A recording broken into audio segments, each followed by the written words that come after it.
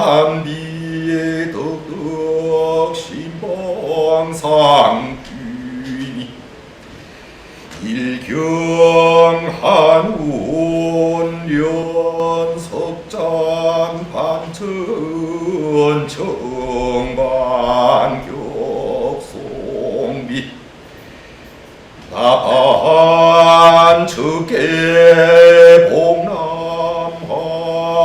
봉남하양의 회장 극적기 소벽제시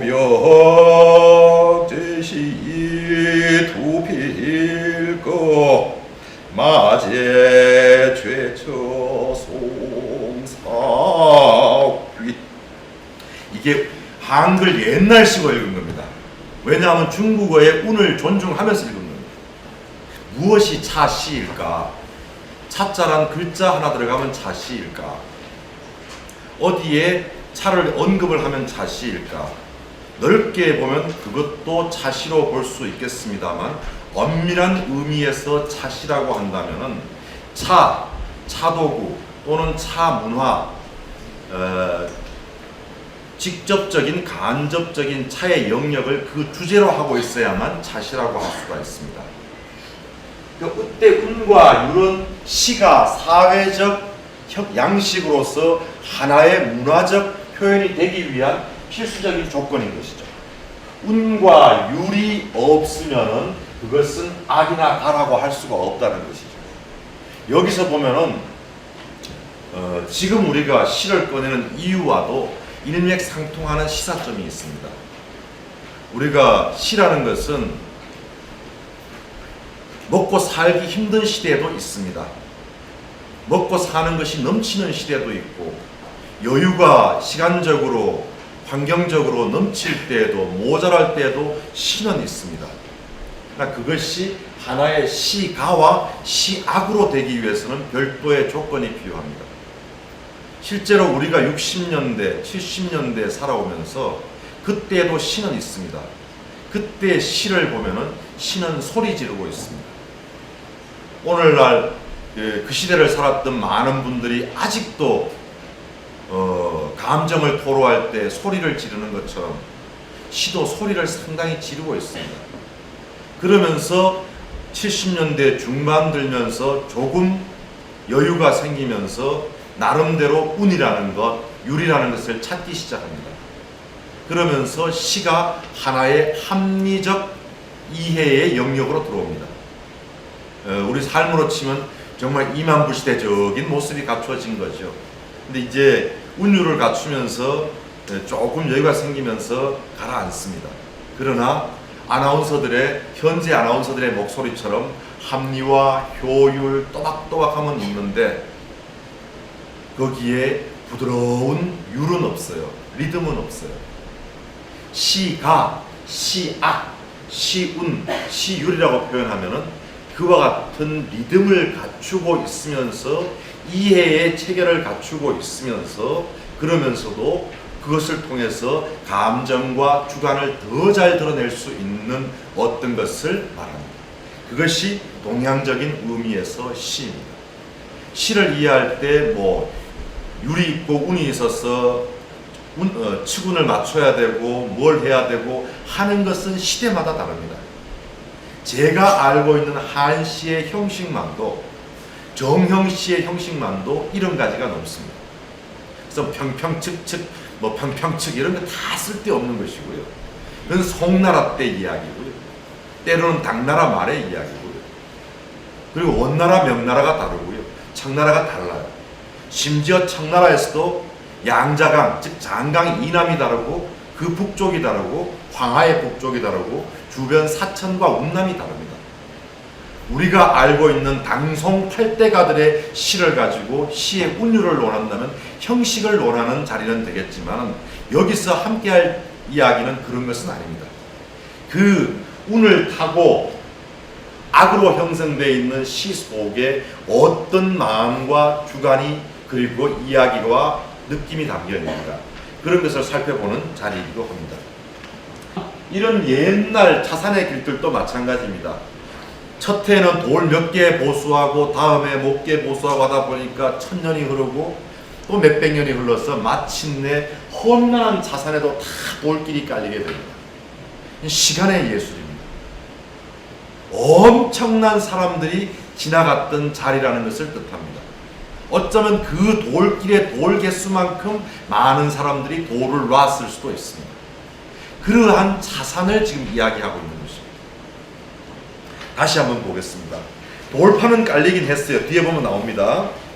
기구, 기어가듯 흘러가듯 가야 할 만큼 길은 기울고 새들조차 날기 어려운데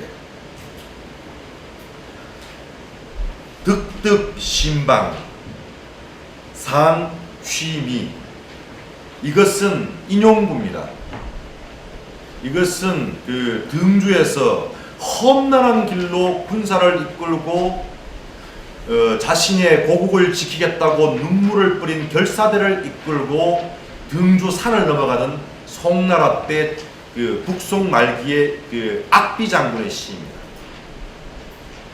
그러니까 이 시를 인용한 것으로 봐서 시를 지은 사람은 한족이죠.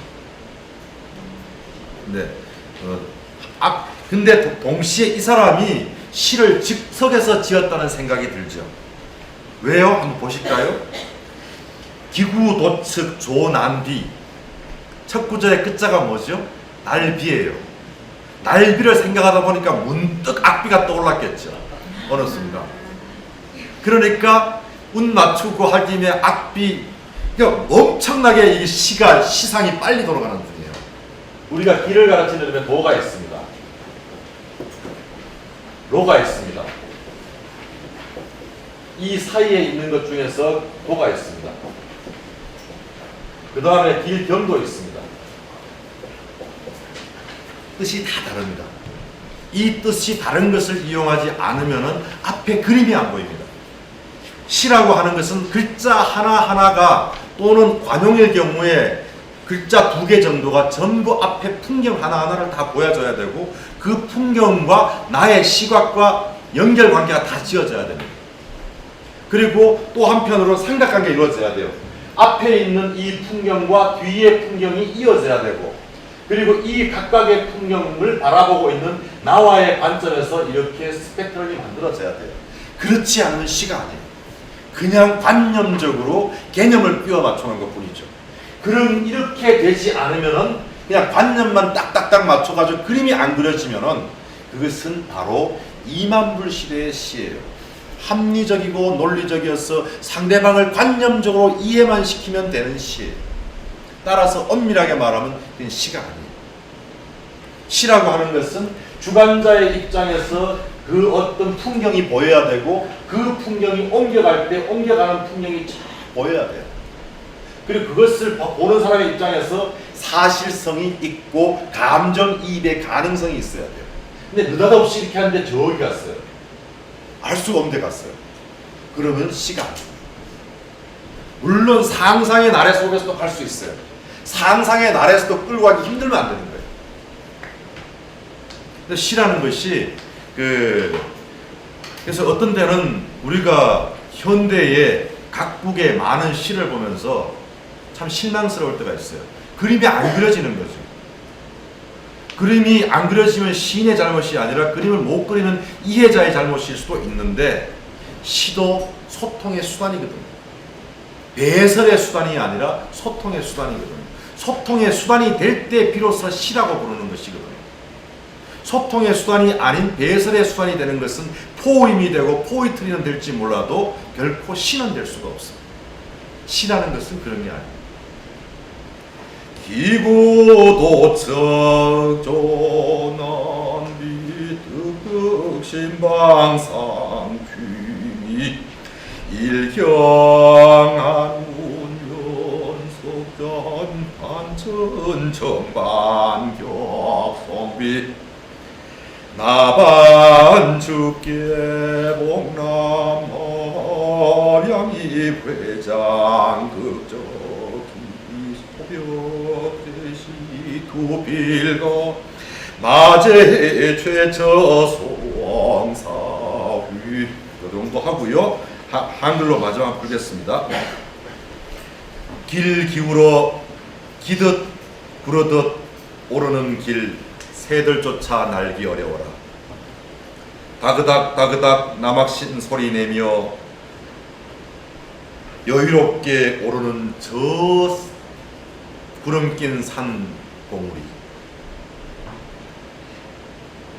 이어진 듯 끊어진 듯 뚜렷한 듯 흐릿한 듯 한 줄로 쭉 돌계단까지 이어진 저 차가운 구름, 하늘에 우뚝 솟은 반질거리는 우람한 바위 밑으로 어설픈 소나무 살인문 하나,